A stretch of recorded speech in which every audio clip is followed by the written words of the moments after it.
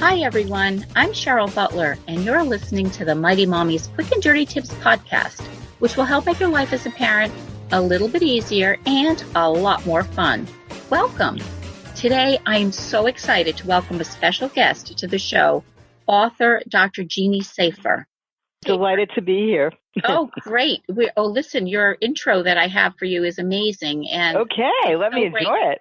It's so great to have you. Dr. Safer, Jeanne, has been a psychotherapist in New York City for 44 years. And she's the author of 6 great books on taboo topics, things that people are thinking but nobody's talking about, such as problem siblings, forgiveness isn't always necessary, and choosing not to become a parent. She's also a veteran of a politically mixed marriage, which is so interesting. She is a very liberal Democrat married to a super conservative Republican who is the senior editor of the leading journal of conservative opinion, the National Review. But they've learned to deal with their gigantic political differences, such as abortion and gun control, because they agree about almost everything else, which is much more important.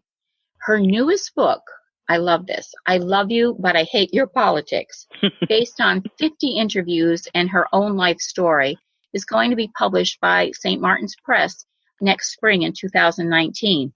So, wow, that is a lot of great stuff right there. Welcome, Jeanne. It's so great to have you on the Mighty Mommy podcast. I'm delighted to be here, Cheryl. I really am. And because the subject, it's on everybody's lips and in everybody's family. And I'll tell you one thing, that even though my husband, Rick, is senior editor of National Review, thank goodness he's not a Trump supporter. So for the first time in our 38-year marriage, we are actually kind of on the same side. Wow. And that's amazing. Fun. That gives you a lot more stuff to talk about over coffee in the morning then. Well, it gives you stuff to talk about because you don't have to censor yourself as much. But because one of the things that I feel is essential in a mixed relationship, whether it's a marriage or a friendship or a family relationship, is that you really have to use self-control. And I know self-control is not very big these days because we're all supposed to let it all hang out. But self-control is the name of the game to me. Oh, that's great. You know, what I love for the book, I love the title, I Love You, But I Hate Your Politics. But it's going to resonate with so many people. But I love that this title just opens up into all the different hot button topics, obviously political differences, but there are other ones that can put our loved ones at odds with each other. So based all on the time, in every family.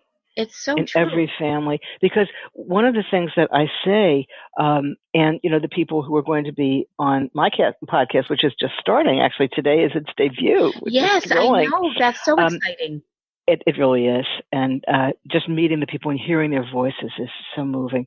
But they've all had problems with people, even if you have the same identical politics, you're not going to agree on some core issues. No. There's no such thing other than looking in the mirror. The only kind of love that you can ever have that doesn't involve difference is when you look in the mirror. Oh, that is and not necessarily you love yourself either, but no, but that's a great perspective on everything. Well, you know what? My listeners have had some questions over the year about some of these contentious situations amongst our family. So drawing on your expertise and, some of this will come out of the research you've done for this book. I'd love to get started and jump right in. Absolutely. All right. So number one, what are some ways that we as family members or even friends, even coworkers, how can we keep the peace when difficult and those hot button topics such as politics and religion and all of that, when those enter into our relationships? It's no easy matter, Cheryl, and we have to really think about it in advance. But I think the most important thing is that you have to talk to the person about how you talk about things. You don't just do it when there's real problems, when one person is a Trump supporter, the other's a socialist or whatever, or even in areas that don't have to do with politics, because everything that's related to politics and that we're talking about, as you said, can deal with any problem that people have where there's a disagreement. But so you have to talk about with the person how you're going to discuss things, and you're also going to have to think about it. You can't just talk. Sometimes you need to walk away. Sometimes you need to change the subject. Sometimes you need to say, look, this is really off the table. We can't talk about it. And most important of all, people don't think about this. You shouldn't raise your voice.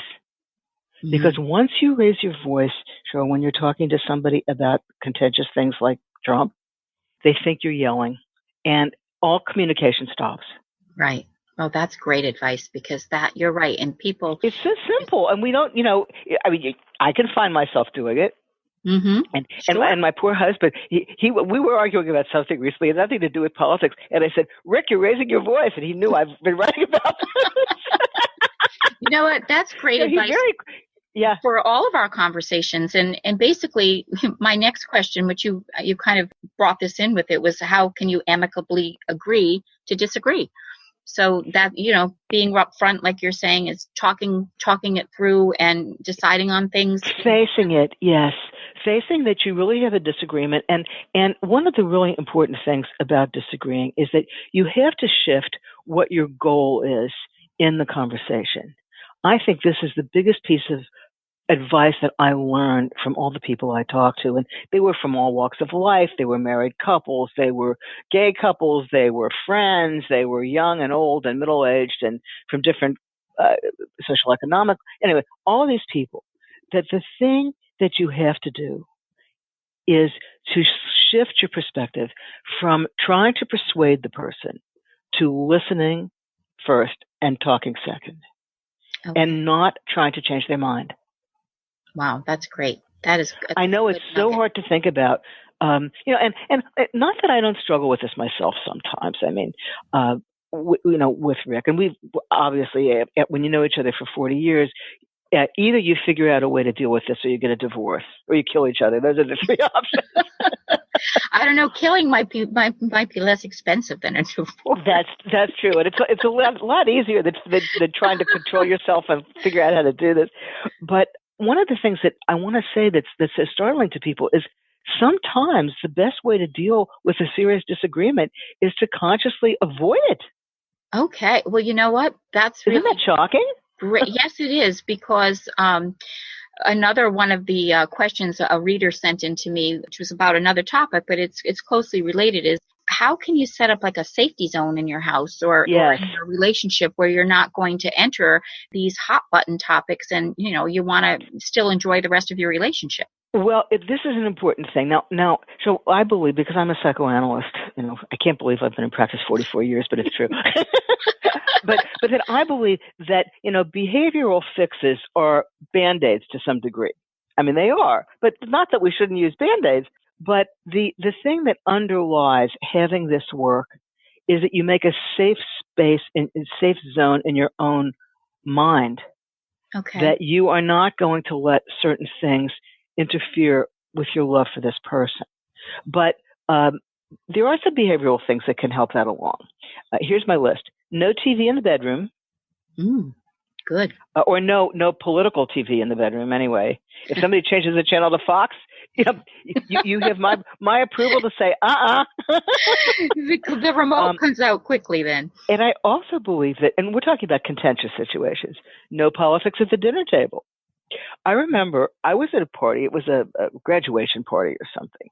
And this whole family, my husband and I were guests, were fighting about politics. And since I was a guest, I didn't feel that I could do my thing and say, come on, people, let's stop. But I think the host should have. Yeah, that's great. I think people just go on, and we think of this as self-expression, but it's not. And everybody else at the table was miserable. Oh, yeah. This happens so often. Did you read the statistic that people are spending less time together on Thanksgiving? Yes, and you know what? We've had that conversation on the Mighty Mommy podcast as well, because it's not worth it to people to have to face that. They'd rather just stay home and hunker down and not engage with their loved ones. It's really sad. But how about saying to your loved one, look, this is not a topic we can talk about. We have different opinions.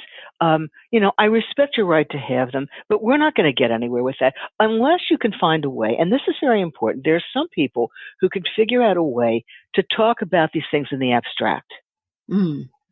Yes. Now, if you can do that, what do you think about how the Republicans are handling X? Or, do you think Trump did the right thing by doing this or that? Or, that kind of stuff. If you can do that, then go ahead and do it. But whenever it starts to get personal or acerbic, you really, I am hereby granting a permission to everyone in the world to walk away, to say, let's stop, things like that. Isn't it amazing that people don't think of that? Well, you know what? You're giving me a lot of things to think about, because I'm the mom of 8 kids, and oh my goodness, most of them are in college or out of college or that kind of thing. But I still have a couple at home, but I'm just thinking about so many different dynamics here that this advice is so perfect for all these situations. But you know what, Jeannie, it seems like people just don't give themselves, we're so crazy busy. Everyone's running in 100 directions. Kids are overscheduled. Families are doing extra jobs, extra taking things on. So people don't have that committed quiet time to kind of ground themselves. And like some of these suggestions are so simple, but people don't make the time to even think their own thoughts. No, they don't. We're too busy on the internet. That's another thing I wanted to mention, that I cannot tell you how many people I interviewed where they said, my father unfriended me. Oh, or, yes. I mean, this is unbelievable. Or, right. I read what my husband said on his website and I was outraged. And I'm saying, well, do you read your husband's diary regularly? I said, well, I know this is public, but learn. I know that this must sound like a Puritan, but don't look.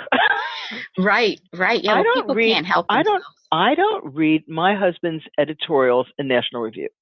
I know what they say. Right. I know that he's for gun rights. I know that he doesn't believe in abortion. I know all that stuff. You know what? This is excellent because you had a C-SPAN TV book interview, which was fabulous. And one of the I think quotes, it's still going on, actually. Those things, you're immortal on them. Well, it's wonderful. It was great. It was a nice back and forth between you and the guy that was interviewing. Yes, Peter Slan. He was wonderful. And one of your quotes that really stood out with me was, you can't win because you can't change another person's mind about anything. Yes. So in that instance, when we want to take the high road or keep the peace, or we have know-it-alls that, there are those know-it-alls that no matter what you try to do, you always have them, coming in and out. So how do you feel about that? About know-it-alls? Well, or about changing them. Well, let's start with changing the mind. Yeah. This was something that I learned through long, difficult experience. Because I would think, look, I mean, I try to persuade people for a living, right? That's what I do. But the fact is, you can only change somebody's mind when they want it to be changed. Yes. When they're open. I mean, if somebody comes in and they're upset about being depressed and they want to, okay, that's a different thing. But my husband was perfectly comfortable with his ideas, and he did not want to hear mine. And at some point, I think it was a real shift for us that I stopped trying. Now, I'm not saying I gave up. I'm not saying any of that. I realized that I have plenty of people to talk about some of these issues about women's choice and things like that are precious to me. I don't have to talk to him about it. That says it all, is that you realized that you're the one, you can deal with these things yourself and reach out to your own group, but you don't have to drag it into the house and yes, it's part of true adulthood. It really is, that there are limits in every relationship. I don't speak to some people that were in complete political sync about certain things that I know aren't going to go anywhere, because you aren't in perfect sync with anybody ever completely. No. And I really have to say that I feel that it's enriched my marriage. Oh, that's great. To have these limits. It really has. And I was very proud of myself. And actually, my husband was proud of me, too, recently, because Ireland, as you probably know, finally it's possible for a woman to have an abortion if she feels she has to in Ireland, which they never could do. Guess what I said when I saw this headline in the Times? Oh, I'm not sure. Nothing. Oh. I said nothing. That speaks volumes, though. That means... And this doesn't matter about the topic. I mean, some people were for or against that, but I didn't feel the need at this point to say a word. Actually, he mentioned it. Wow. He said, "Oh, look, this isn't the time." But I feel so much more in control because of this. I mean, we never had knockdown, drag-out fights anyway, because we thought about things in advance. But really, this is it brings so much peace to life when you know the limits, and you know that once you realize and accept that you can't change another person's point of view, you do other things. You can talk about politics. You can talk about politics much more freely when you're not trying to do something you can't do.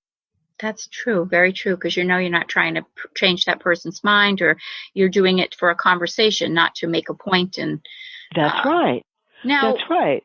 Yeah, that's great, because that in itself could help people just be more in harmony with one another. And on my show, it's a parenting show with kids. Now, what do you think about this? Teaching our kids that this is such an important lesson for our kids growing up. So absolutely. Where can we start, or how could we start? Well, I have a very specific thought about that. I think showing is always better than telling. Okay. And if a parent respects other people with different opinions, including his own children, that shows children to do that. It's better than 1,000 books and a bunch of self-esteem lessons to see that your parents hear you when you have different opinions.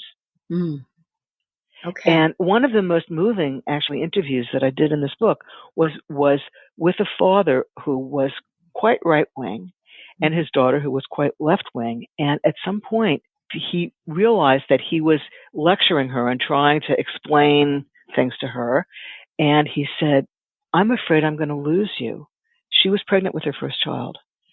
He said, "I'm afraid I'm going to lose you." And he started to cry. And that changed everything. Wow. It was amazing because he stopped trying to explain, or I don't even know if he was trying to change her mind, but he was over the top with it. And it really made a difference. So I think the thing that we can always do, it's very much like the kind of thing I said about siblings, that you have to show these experiences. You have to deal with it, and then your children will see it. Right. It doesn't have to be hush hush, and we can show them out, that mom and dad have these things. Right. And then it makes it okay. It doesn't seem like it's something that you have to be ashamed of or frightened by. Right. You can see that your parents can disagree, and you don't have to say, "You see, mommy and daddy disagree." You do it, in a respectful way. And guess what? Your children model it. That's funny. I do believe that they are such sponges, and they're watching all the time. Yes, and they take in much more than anybody knows. Right. And then we can give them credit for a lot more than they get credit for, because for sure they're better at some of these things than the adults are. Yeah. So in a family situation, what do you think is the most important dynamic when there is a contentious situation that people can at least try to grab onto to bring some peace to the situation? I mean, we've been talking about that more or less. Yes, this is what people are desperate to know. I believe that you should address it directly. Mm-hmm. You can sometimes say, "Look, we cannot discuss this. It's bad for our relationship. It's bad for our family if it's at a dinner table or, a holiday celebration." And really, you don't have to allow this to happen. I give everyone permission to walk away. Mm-hmm. If people get angry that they're not allowed to say their piece, you can say, "Look, you can say it, but we need to find a different way to talk about it." One thing that I found was very interesting in couples that were having struggles with this, because a lot of people came to me because they didn't know what to do. They're married for 92 years and they're, just about to get a divorce over Trump. And one of the things they do, I have a name for it. I called it article thrusting. Ooh. Do you know what article thrusting is? No, but I'm dying to know. This is not something that you should do at home. Very often, one of the couple would find on their at the table, on their seat or on their plate at breakfast, an article from their spouse about a political thing that they disagreed with. Oh yes. It is so common. It is. It's And common in the workplace, to be very honest with you. it is unbelievable. And this is the fastest way to turn somebody off in the whole world. Now, one couple that I spoke to had a really interesting way of dealing with this, and people will be able to hear this on my podcast. It's two older men who are old friends. One is very right, one is very left. They're fabulous to listen to. They're a model for the world, I think, in how you can talk about politics. And the liberal guy said to his friend, he said, Harry, I want to ask you, if I find an article, and they were both very smart too. If I find an article that speaks to, something that I believe in, would you read it? Would you be willing to read it? And then he said, the next line, he said, of course, I'd be, if there's something that you want me to see, I'll look at it too. And the next line was the most important, Cheryl. We do this very infrequently. Isn't that great? It is great because they found a way to share things, which isn't going to put the other person out because they've addressed, it's respectful. Like it's yes. not intrusive. It's acknowledging. And I bet then they did look at each other's opinions. And they save specific, really important articles that really mean something. That's to right. Do this with. It's not. That's right. Something that they see every day in the paper. That's right. So no article thrusting. If it's a married couple, no politics in the bedroom. And you also have to be respectful and accepting that another person does have other ideas. My most striking example of people who needed some help to stop doing what they were doing. This was a couple who were married for many years. They were both very highly trained professionals, thoughtful, and clearly they had a lovely relationship. They came from out of state to see me to talk about this. Wow. He was quite conservative and she was quite liberal. And so they were talking about how they deal with politics at home. And he said, she won't let me listen to Fox in the house. And I said, what? And he said, yeah, they have a 3-story house. And he was like taping some Fox shows in the basement.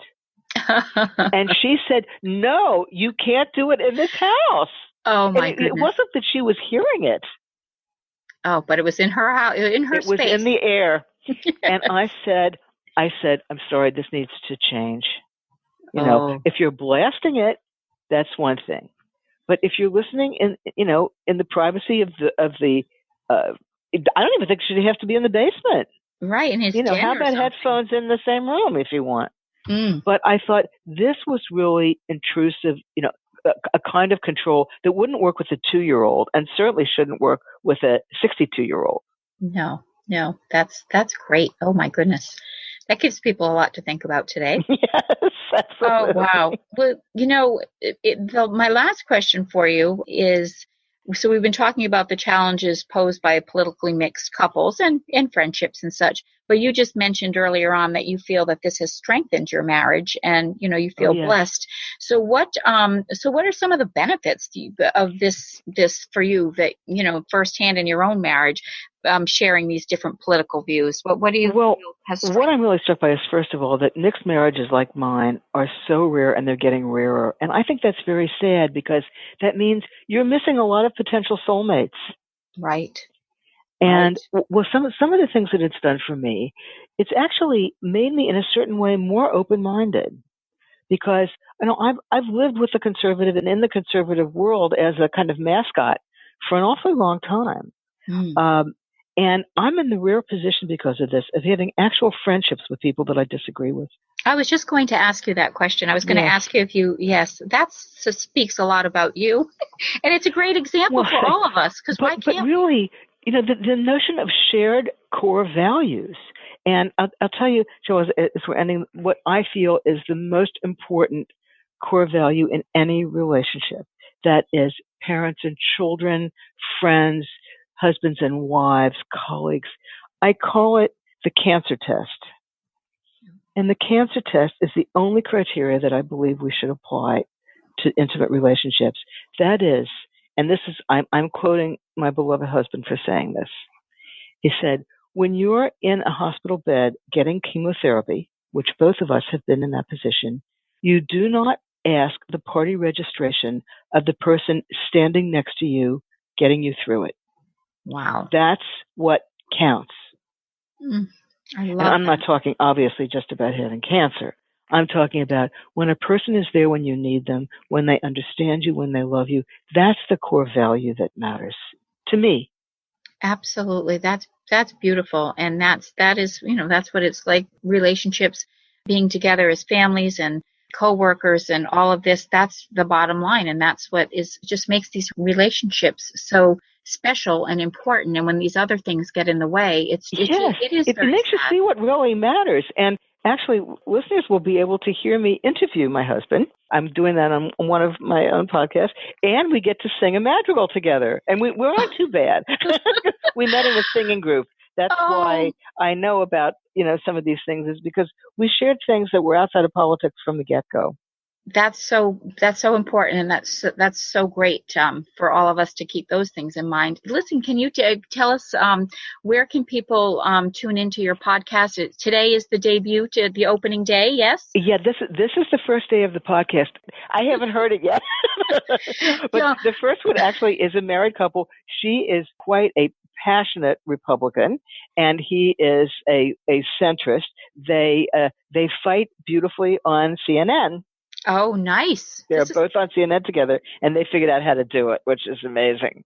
Oh, that's great. Oh, it's going to have a lot of people are going to love this, because it's just so common. You just can't go anywhere where this topic is not happening. So, well, I hope that by thinking about some of these things, we can make the tone a little bit more decent and civil, when we talk about politics. God knows we need it.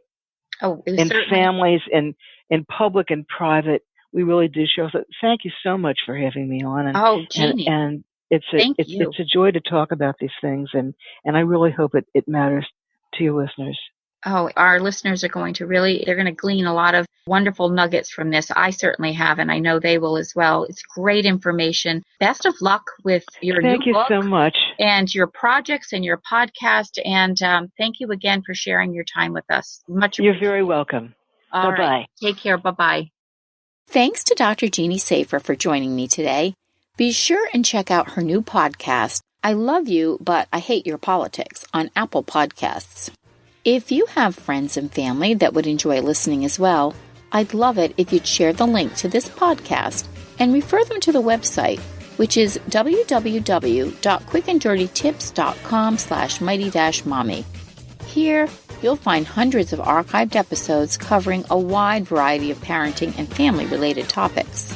As always, thanks so much for listening, and until next time, happy parenting.